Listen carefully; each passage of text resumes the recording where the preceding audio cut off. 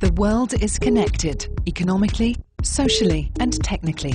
Information and communication technologies are being infused into how we and the world around us work, into systems, processes and infrastructure that enable goods and services to be developed, manufactured, exchanged and delivered. We've seen over the past few years people using ICT for health, education, for running business. 20 years after its creation, the World Wide Web offers us unprecedented access to free information. For the 1.7 billion people in the world that now have access to the web, it's broken down so many barriers. The Internet's potential is open-ended in virtually every dimension I can see, subject only to the willingness of the world community to embrace it. As more and more people get connected, the International Telecommunication Union is centre stage, providing the infrastructure and standards at the heart of this technological revolution. It continues to drive innovation in terms of setting standards, in terms of managing spectrum. We are always connected today, always on the move. From television to Twitter, ICTs have reshaped our world, helping billions of people to live, work and communicate. Even the simplest $20 Nokia cell phone in Kenya can, send a message to a Twitter shortcode and broadcast to the entire world. The mobile phone will increasingly take the place of the PC to access the internet, especially in the developing world. It's here too that we'll see massive strides in development through innovations like mobile banking and telemedicine. Technology really saves lives, telemedicine really saves lives, and it is high time it is expanded to other facilities too. But whilst ICTs have transformed modern lifestyles and brought about untold benefits, they've also led to new privacy and security challenges. What we're finding is that nations themselves and certainly government agencies are being targeted. It's a matter of when and not if a cyber attack will happen. Committed to connecting the world, ITU remains at the cutting edge of development, creating a safer and better future for everyone. The Internet, the defining technological invention of our era. Already a quarter of the world's population is connected, and almost every aspect of our lives has been touched by this digital revolution. The Internet has changed people's mindset. It's based on innovation. Its resources are unlimited. Today, the real advantage of the Internet is that it makes the world more in touch with itself. Over the last 40 years, the way we use the Internet has changed dramatically. We've seen it transform the way we live our lives and its huge impact on culture, business and politics. The Internet was originally envisioned as a way for machines to interact with other machines, but I think it's the communications and the social aspects of it that are going to be the dominant features of its evolution in the future. Today, the Internet is about connecting people. According to Facebook, 350 million people worldwide have Facebook accounts. The messaging service Twitter has morphed from a social networking tool into an instrument of revolution. 50 million tweets are sent using Twitter every day. Twitter is a new way to communicate. It's completely recipient controlled. So it's very much equivalent to me going to a wall outside in the world and writing on the wall. And a world where even mundane objects like shoes and food can be connected to the Internet is fast becoming reality. The more information we have in the world and the more access everyone has to it, that betters people's lives. Access to the Internet wouldn't be possible without ITU. They've unified standards for modems, video compression and Wi-Fi. The International Telecommunication Union has been in the center of all of this over the past few years, and there is still more to come. We are creating new standards and managing spectrum and also ensuring that satellites are functioning. And as the number of people getting connected to the Internet nears 2 billion, ITU is leading the debate on the infrastructure challenges and the future Internet. The ITU has been thinking about and is working on the next generation networks, the next generation of Internet and next generation of broadband. Well, the original design has been remarkably robust. I mean, the Internet, as it stands today, has been able to adapt to increases in bandwidth, has been able to adapt to increases in the population that's using it. Just what problems we will run into in the future, I think, remains to be seen. Built as an open, largely unregulated system, the Internet reflected an assumption that the people using it would be trustworthy. The Internet's openness is its greatest strength, but it has also become its greatest vulnerability. As long as you are connected to the network, there is a threat. Cybersecurity threatens every strata of society. The total dollar value of the illegal information traded is somewhere north of $600 billion. High-tech criminals are launching more than 100 attacks a second on the world's computers, setting up botnets, networks of hijacked PCs that can be used to send spam or be plundered for lucrative personal data. In 2009, Symantec, the world's largest security software company, saw almost 7 million PCs that were members of botnets. A criminal in one part of the world can take control of computers in other parts of the world to launch their attack. And the malicious networks are proliferating rapidly, putting the whole Internet at risk. Most individuals and most corporations don't know the extent to which they've been compromised and have bots within their environment. And in fact, they don't find out until after they have been used to mount an attack on somebody else. Most botnets today are used to distribute spam, but botnets can be put to far darker purposes, including cyber espionage and cyber terrorism.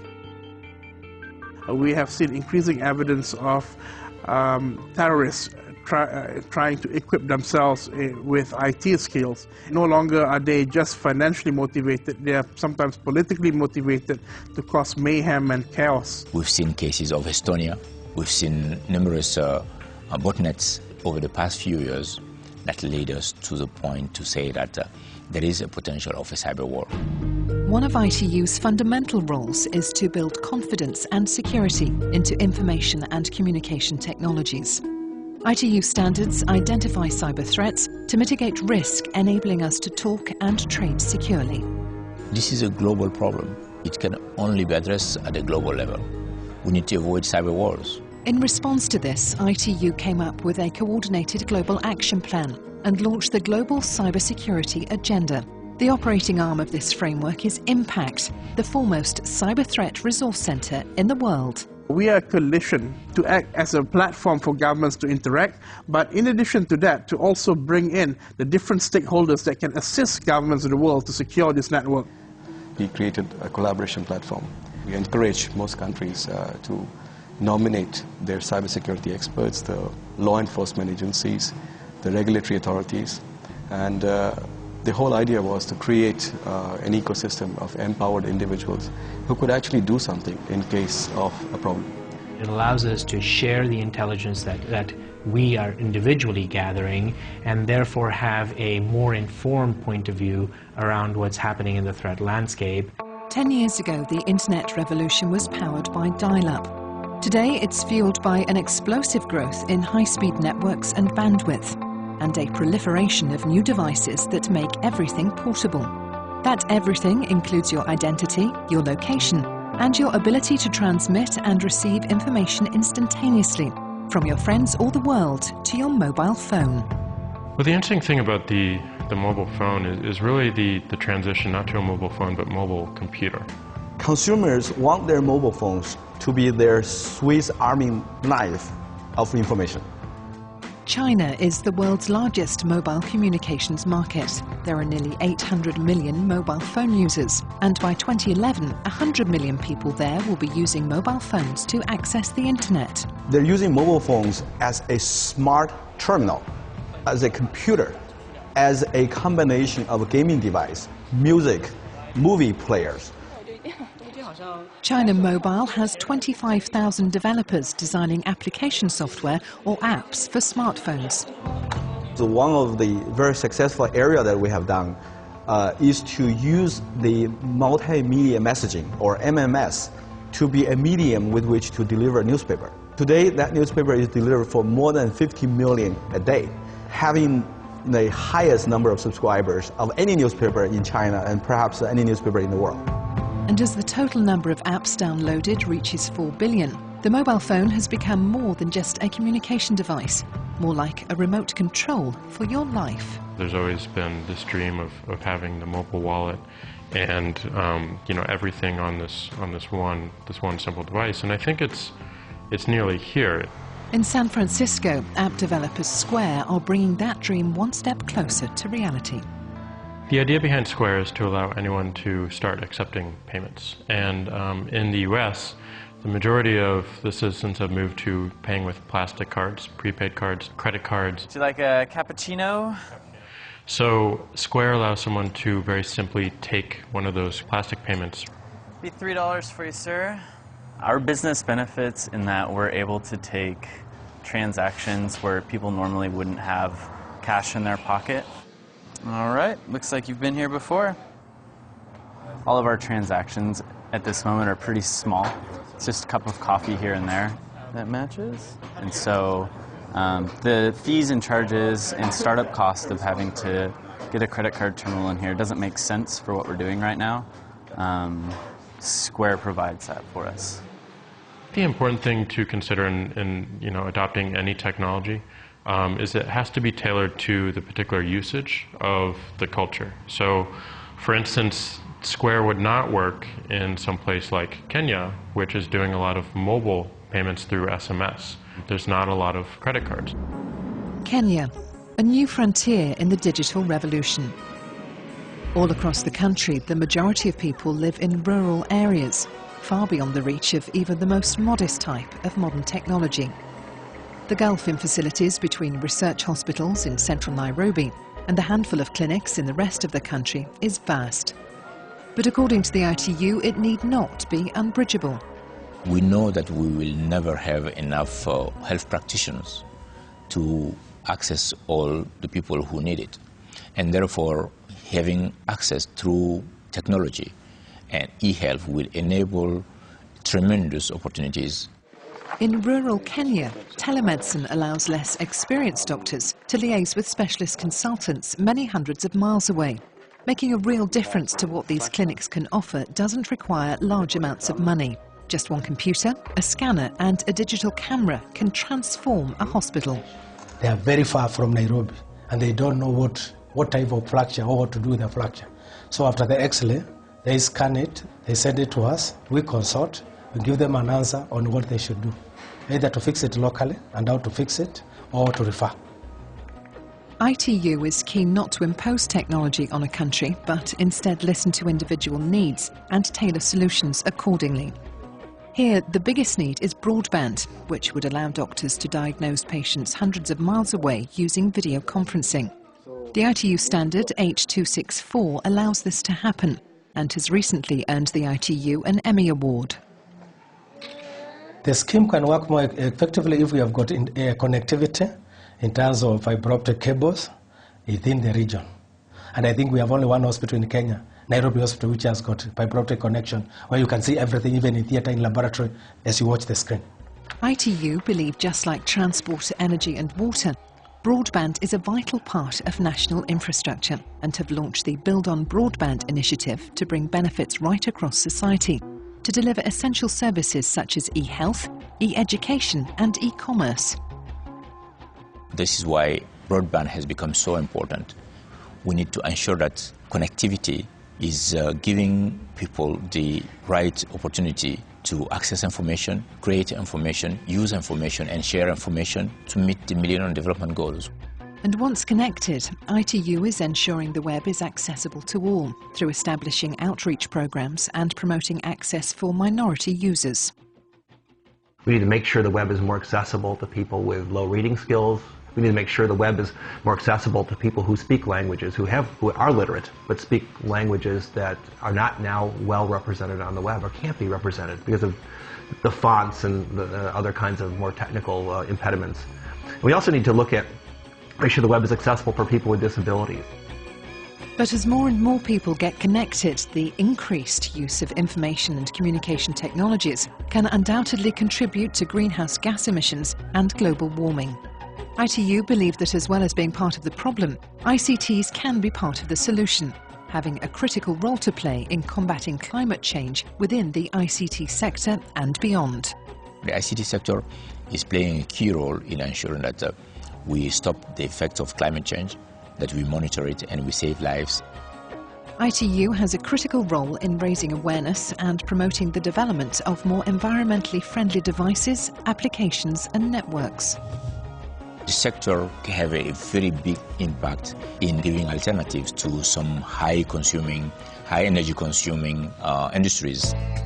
Striving to limit their carbon footprint, Indian mobile telecommunications company VNL is connecting remote villages using solar power. We redesigned the entire GSM system specifically for rural areas. So a VNL base station consumes less than 50 watt, less than a normal electricity bulb, which can operate on 2 small solar panels, and they are connected to a battery also. So for 1 day sunshine and for 3 days no sunshine, the system works perfectly all right. For the first time, these rural communities will have network coverage. Unlike traditional GSM base stations, the village site needs no air conditioning or diesel fuel. I never believed that this could be possible. I feel like I'm human now, not cut off from the world. Bringing the benefits of ICTs to the developing world is a priority for ITU. ICT gives a tremendous opportunity to have access to information and knowledge, which in turn gives people the opportunity to develop their own goals. What ITU is doing, that is the single most important thing for the global community today, because they are the one who are pushing for this connecting the unconnected. ITU is the most important standard body internationally for many of the telecommunication standards. It can share best practices between the community and help us jointly come up with what the right standards should be in terms of protecting our infrastructure. So we can interconnect in smart city, smart power grid, smart transportation, and smart environment. The International Telecommunication Union, empowering people to meet their own aspirations by providing access to information and knowledge.